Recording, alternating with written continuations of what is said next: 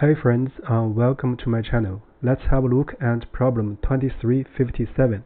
Make array 0 by subtracting equal amounts.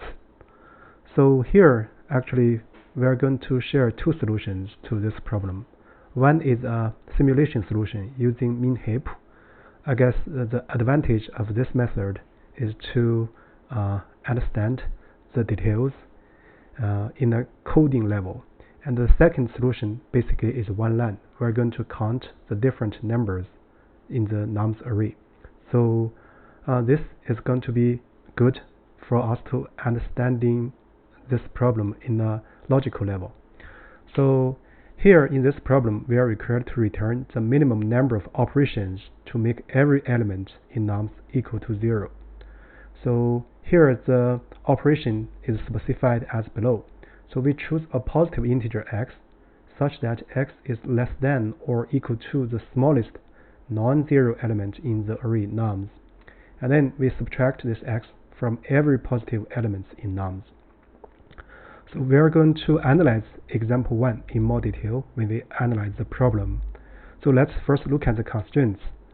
So this problem actually says that the length of nums array is bounded above by 100. So this way, because of this small number, so we can simulate this problem using a min heap. So with that said, I'm going to analyze the problem and give a walkthrough. So we are going to derive two solutions from this walkthrough. So our plan is the following. First, we're going to use min heap to verbosely mimic the process and practice the heap ADT. And secondly, we're going to analyze and to return the count of different numbers other than 0. So that's our plan. So let's look at example 1. So we actually make a slightly variant. So we add a 5 and we add 2 3s in this nums array in example 1. So 5 appears twice and 3 appears 3 times. So in step 1, so we select 1, right? So then we subtract all the non-negative numbers, positive numbers by 1. So if we ignore 0, after subtraction we get 0, 4, 2, 2, 2, 4, right? So this is the one. And then in step 2, we select the smallest positive number, that is 2, and then we subtract 2. So if we ignore 0, we get 2, 0, 0, 0, and 2. So this is the result. And then in step 3, we select 2. And then if we ignore the 3 zeros in between, we are going to get 0, 0, because 2 minus 2 is 0, 2 minus 2 is 0. So the return is 3. So let me first postpone further analyze using this walkthrough, and then first do a solution 1 using min heap. So for this, I'm going to import heap. So what we are going to do is that first I'm going to get the x for x in nums if x is greater than 0. So this way we can actually find the minimal non-zero element. Then heap q, heap push, heapify. So I'm going to make this a heap, right? So next we're going to count the number of operations or steps we can use.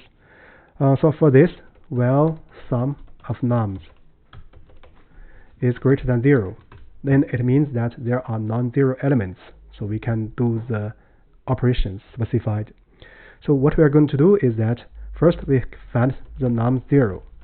Because nums is a heap, so num 0 will be the minimal element. So once we have such one, we're going to increment the count by 1, and then we update the state of nums. So let's use nums as the name, and then what we are going to do is that we minus this x for each item in nums if item minus x is greater than 0, right? And then we're going to recover the heap data structure. So we're going to heap q, heapify this nums. So that's it. So after this one, actually we finished the translation of this walkthrough. So we're going to return the count. So let's do a quick check. So no heap queue. Solution, do you mean min heap? So let's change this function signature also. So yeah, it passes one special case. Now let's do a generic case. Yeah, it passes the generic case. So with that said, actually we mimicked the procedure. So now let's do some further logical analysis. So notice that in this nums we have 3 different numbers other than 0, that is 1, 3, and 5. So in the first step, if we set x equals 1, so if we ignore 0, then after doing the subtraction, actually we eliminate one unique number, that is 1. So we get 4, 2, 2, 2, and 4. So in this stage, we have 2 distinct numbers. And then next step, we are going to set x equals 2, and then we ignore 0 and do the subtraction. Then we get 2, 0, 0, 2. We have one. We decremented another unique number, that is 4, right? So in step 3, we set x equals 2. So we actually subtract 2 from these numbers. We decremented another unique number, that is 2, right? So we get 0. So in each step, actually we eliminate one unique number. So no matter what's the frequency of that number, because in this problem, actually the frequency does not matter, right? So with that said, actually the overall result or step needed is nothing but the unique numbers in this nums array except 0, right? So then let's do another solution. Let's copy this function signature and call this one, let's call this one v. That's why we have a v at the very beginning. So now what we want to do is we just return the length of unique numbers. So we can make it a set and then minus this 0 element. So that's it. So let's do a check directly. Yeah, that's it. So with that said, I guess that's the end of this video. So here a quick summary. So we first mimicked the process of doing the operations and count the step. And then after that, we do a further analysis and found that so the important thing for this problem is the number of unique elements in the nums array except 0. So we just return the counts.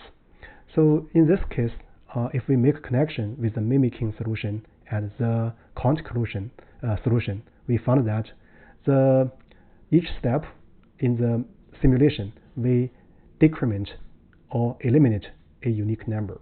So that's it for this solution or for this video. Thank you so much.